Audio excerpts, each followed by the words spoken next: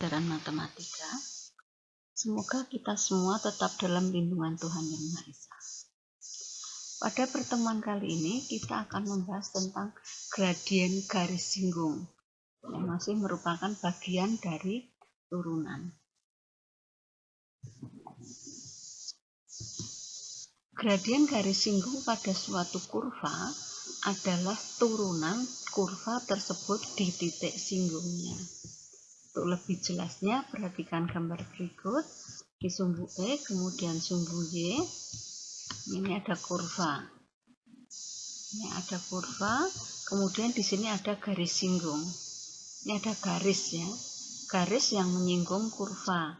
Nah, pertemuannya hanya pada satu titik, yaitu ketemu di titik A, B. Titik A dengan koordinat A, B. Ini hubungan antara gradien. Nah, kalau garis itu mempunyai gradien, ini gradiennya M, ini namanya gradien atau kemiringan dengan kurva, ya, dirumuskan sebagai berikut ini. M bahwa gradien ini akan sama dengan turunan kurva ini, X-nya diganti dengan titik singgungnya, absis titik singgung. Contoh soalnya, tentukan gradien garis singgung pada kurva Y sama dengan ini di titik min 3,2. Biasanya kita tentukan dulu turunannya dari ini. Ya, X pangkat 3 turunannya 3X kuadrat, 4X kuadrat turunannya 8X, 5X turunannya 5 turunan 8, 0. Nah, setelah itu, untuk menentukan gradien, itu dari ini, ya, 3X kuadrat plus 8X plus 5, tapi X-nya sekarang kita ganti min 3. X-nya diganti min 3. 3 itu 3 ini, kemudian 9, itu dari min 3 dikuadratkan. Dan ini X-nya diganti min 3 ditambah 5. Kalau kita hitung hasilnya 8. Ya, jadi gradien garis singgung pada kurva ini di titik min 3,2 adalah 8. Contoh kedua, tentukan persamaan garis singgung pada kurva Y sama dengan X kuadrat plus X min 6 yang melalui titik 1, min 4. Kalau pada contoh yang tadi, kita hanya menentukan gradien. Nah, sekarang setelah menentukan gradien, kita akan menentukan persamaan garisnya. Langkah pertama, tetap kita menentukan gradien dulu. Jadi, turunan dari X kuadrat plus X min 6 itu 2X plus 1. Kemudian untuk menentukan gradiennya, X ini kita ganti dengan 1. 1 ini, ya, hasilnya 3. Sudah ketemu gradiennya. Persamaan garis itu bentuknya Y sama dengan MX plus M. M-nya sudah tahu. Nah, sekarang kita akan mencari N ini dengan mengganti Y dengan min 4 dan X-nya dengan 1. Seperti ini. Nah, N-nya ketemu min 7. 3 kali 1, 3. 3 dipindah ke sini min 3. Min 3, min 4 jadi min 7. Ya, jadi persamaan garis singgungnya 3, Y sama dengan 3X min 7.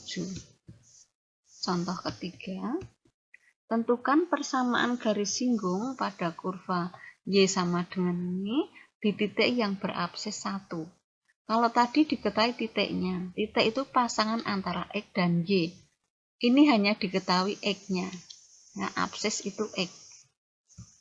Jadi langkahnya kita cari dulu titiknya dengan mengganti X di sini dengan 1. Seperti ini, kita hitung hasilnya 6.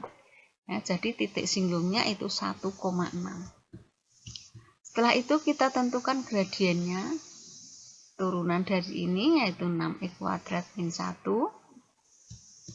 Untuk menentukan gradien, X di sini kita ganti dengan 1.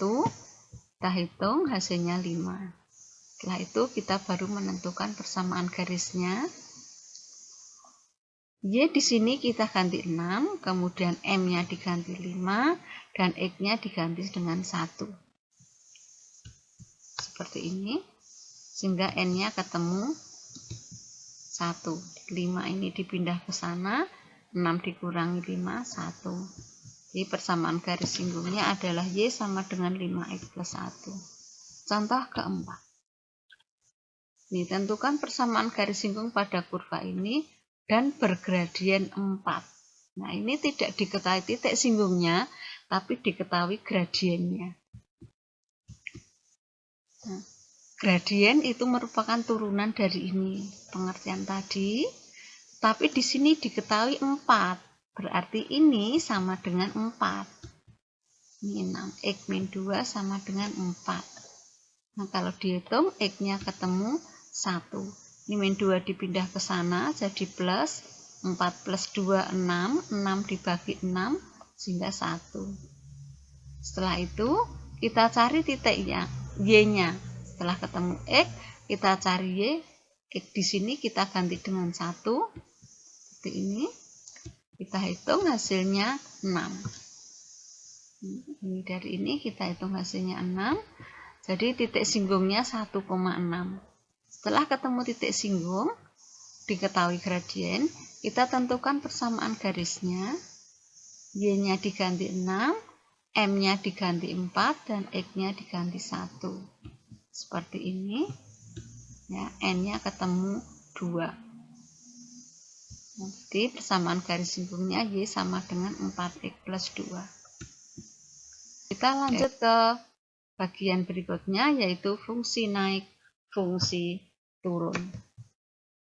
Kalau ada grafik seperti ini, ya, di sini ini turun, arahnya turun, ini juga turun. Kalau arahnya turun, maka fungsi fx dikatakan turun jika turunannya atau f aksen x lebih kecil 0. Nah, sekarang kalau ini naik, di sini naik, ini naik sana, ini juga naik. Dikatakan naik jika f aksen x lebih besar 0. Kalau turun, turunannya lebih kecil. Kalau naik, turunannya lebih besar. Itu yang harus dipahami.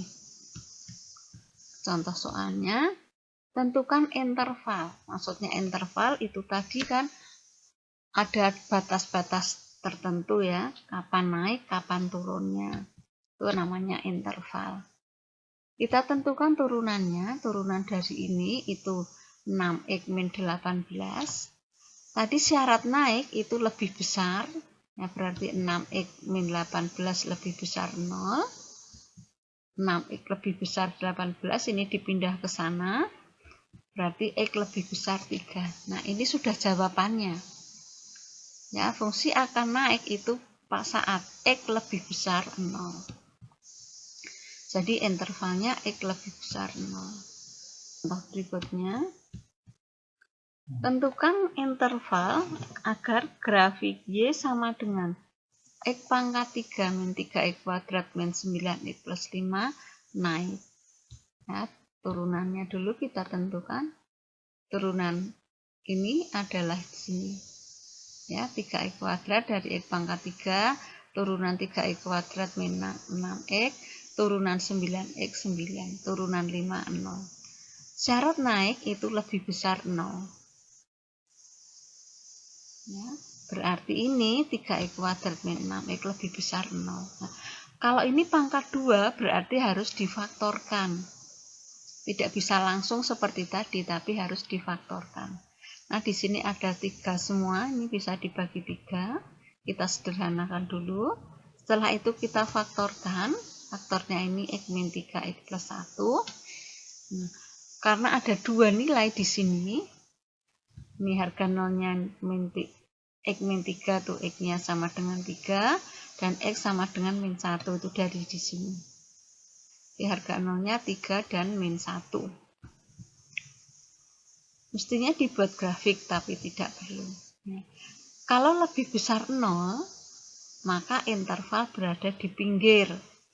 Ini saja yang harus dihafalkan. Kalau lebih besar 0 ada di pinggir. Maksudnya di pinggir itu berarti lebih kecil dari yang kecil dan lebih besar dari yang besar. Nah, intervalnya seperti ini. Nah, ini kan lebih kecil berarti X lebih kecil min 1. Yang lebih besar 3 itu X lebih besar 3. Di ini yang harus diingat. Yang ketujuh, tentukan interval agar grafik ini turun. Ya, kita tentukan dulu turunannya, yaitu 3x kuadrat plus 6x. Syaratnya turun itu lebih kecil 0. Ini. Nah, ini sama bisa kita bagi 3 atau langsung difaktorkan. Dibagi 3 dulu juga boleh, jadi x kuadrat plus 2. Kemudian kita faktorkan 3x X plus 2. Kalau dibagi dulu faktornya X plus 2. Ya, harga nolnya dari sini itu 0 dan dari ini min 2. Nah, kalau lebih kecil, intervalnya berada di tengah. Kalau di tengah ya berarti antara kecil dan besar. Jadi hasilnya seperti ini. Ya, harus ditentukan kalau ini lebih kecil dan ini yang lebih besar. Terima kasih perhatiannya. Sampai ketemu pada pokok bahasan selanjutnya.